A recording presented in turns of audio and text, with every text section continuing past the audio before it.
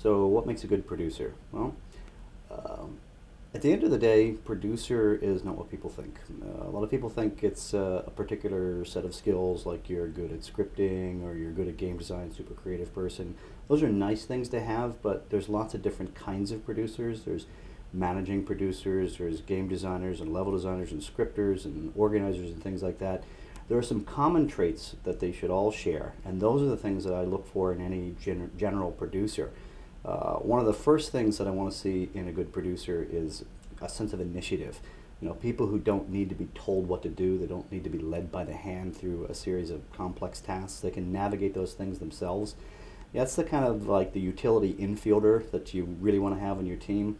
That's a person who they don't mind if they have to take on the not so exciting kind of grunt work. They can stand in when they need to do scheduling or they need to do this or that.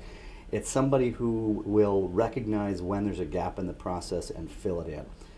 That's probably the #1 personality trait that I like to see in a producer. Beyond that, I think if you have the ability to communicate well, you know, if you can talk to people, if you're diplomatic, if you're mature, those are general things that, even though it sounds kind of, you know, a little bit trite, that's what's important to being a producer. That's why, as part of the process, I have to actually talk to all the production candidates before we allow them into FIEA, because you can't get a feel for that in a piece of paper or a project that they built. I need to talk to them on the phone or in person. One way or another, since personality is such a big part of being a producer, I've got to assess that before I can let them into the program.